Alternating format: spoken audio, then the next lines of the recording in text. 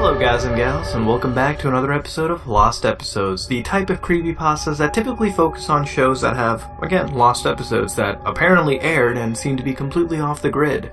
Some people have experiences claiming to see such episodes, and here we have one about SpongeBob, called Plankton Got Served. So what's it about? Well, definitely about serving plankton, but let's sit back, relax, and enjoy Plankton Got Served. I'm sure many of you have heard of lost episode creepypastas. They're usually an incredibly graphic episode that conveys such fear for children that it was never aired, though someone managed to sneak a viewing or owns one of the tapes. The most popular example of this is Squidward's Suicide, in which Squidward, again, commits suicide, hence the title. Of course, all of these creepypastas are false, yet I remember a SpongeBob episode that was altered heavily, but still remains in circulation today. This is One Course Meal, from Season 7. In the episode, Mr. Krabs finds out that Plankton is horrified of whales and uses it to his advantage. This is one of the least popular episodes of the show, due to the dark nature of the episode, even after the episode was heavily altered.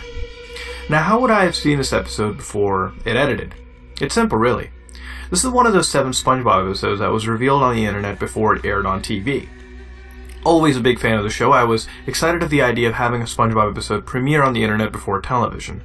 I rapidly reloaded the Nick page, and finally the episode came up. It was known as Plankton Got Served, though it was eventually changed. Most of the episode is identical to the one that is circulated today. Plankton manages to break into the Krusty Krab and ties up Mr. Krabs and SpongeBob.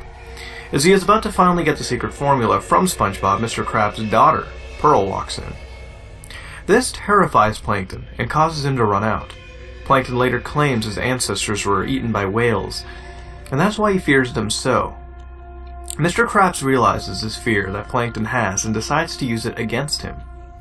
He dresses up as his daughter and begins to follow Plankton around, frightening him. Plankton decides he can no longer take it, and decides to make the ultimate decision. Plankton decides to commit suicide. Yes, this is still in the show today. You're free to watch it. Plankton waits for the bus. As he lies in the street waiting to get run over, this is when SpongeBob comes over to try to convince him to continue his existence. This is where the alteration in the two versions begins. Plankton fails to heed SpongeBob's words and just remains there.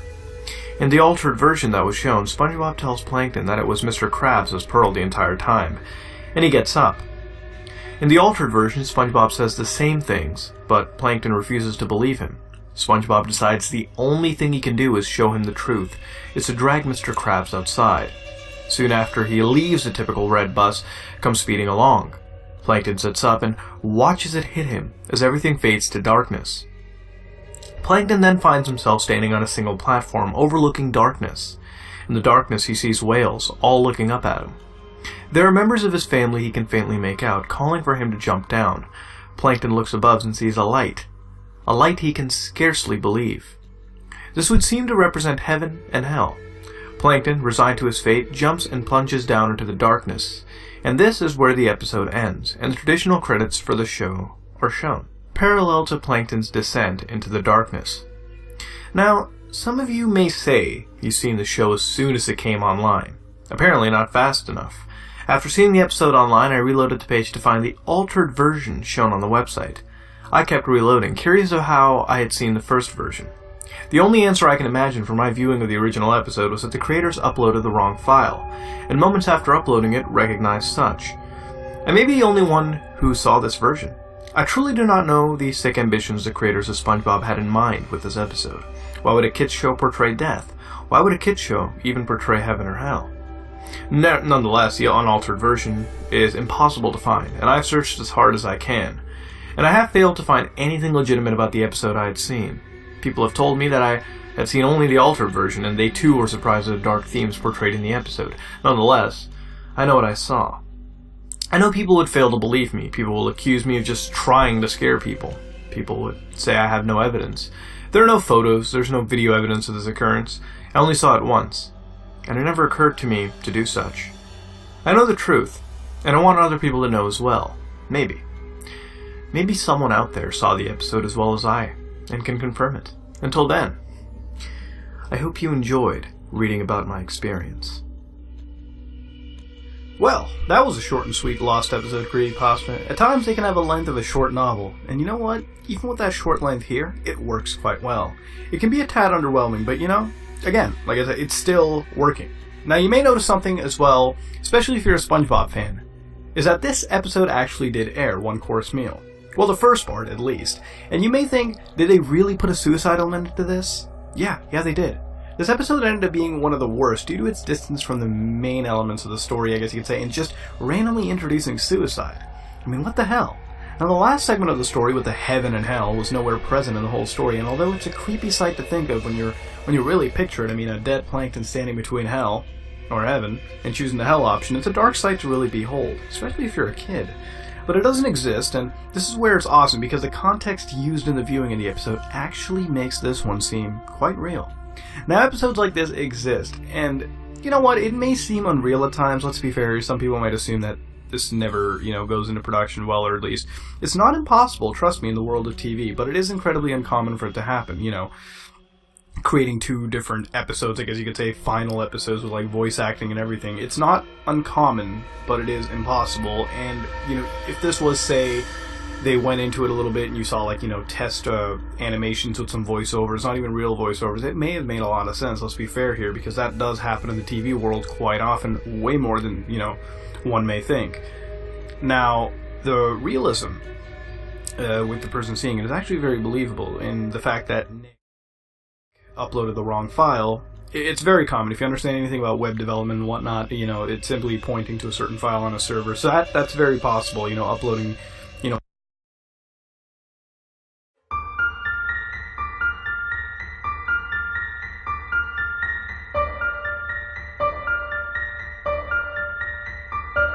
Hello guys and gals, and welcome to another episode of Lost Episodes. This one, as you can tell by the title, is the Tom and Jerry VHS. Now, this is the first Tom and Jerry creepypasta we've done, and hell, Tom and Jerry is one of the more popular subjects, I guess, of our childhood, and I guess of Lost Episodes kind of in general. There's like 3 or 4 of these. But this one is the Tom and Jerry VHS, and what happens in this VHS? Well, sit back, relax, and let's see what happens in this very lost episode of Tom and Jerry. I would like to say that as a kid, I enjoyed watching Tom and Jerry. However, the channel it was on only showed it during the daytime, when I was in school. I kept asking my mother for DVDs of the show, but she refused my request given the violent nature. Over time, my house had gotten pretty messy. We had too many items of clothing and boxes of stuff that we mostly didn't need, and my mom finally decided to clean out the house, having me help her. We got through a majority of the rooms and had garbage bags full of stuff to donate. We had one room left, the media room. While she cleaned off a desk, I attempted to clear out a closet. Removing most of the clothing revealed a stack of wooden boxes in the back of the closet. Curious, I opened the box, revealing a collection of VHS tapes. A lot of great movies were in that collection, from classic Disney titles to the Godfather trilogy to Gone with the Wind. I kept searching through the collection until I came across something I would have never expected. A copy of Tom and Jerry's 50th birthday classics on VHS. Surprisingly, the copy was unopened, still in its original case and plastic wrap. I asked my mom, where did this come from? I don't remember you buying this. My mom then got a shocked expression on her face and hung her head. She proceeded to explain that it was a gift from my aunt that was supposed to be given to me on my 7th birthday. I asked why I didn't ever receive this gift. My mom then explained that shortly before my birthday, my aunt was involved in a robbery. She elaborated that 2 crackheads entered her home and started taking some of her belongings. My aunt woke up and noticed 2 men wearing sheets over their heads. The men ran to her and beat her senseless. Her face was bloody and bruised, and she had a really hideous black eye. There was even a claim that a lock of her hair was ripped out. The men then forced her to lay down on her stomach and proceeded to behead her with a tactical axe. My aunt was discovered by my mother the next day, and she called the police. While she waited, she looked around the house for clues. On the kitchen table was a wrapped present. The tag indicated that the present was for me. Sure enough, the present was the Tom and Jerry VHS. My mom kept it hidden from me until I found it for myself. I was horrified by the story, but I was just happy that I was able to watch a cartoon that I'd been interested in for so long. We continued cleaning and finally finished. Around 5:30 or so, my mother left to go on a date with the man who is my current stepdad.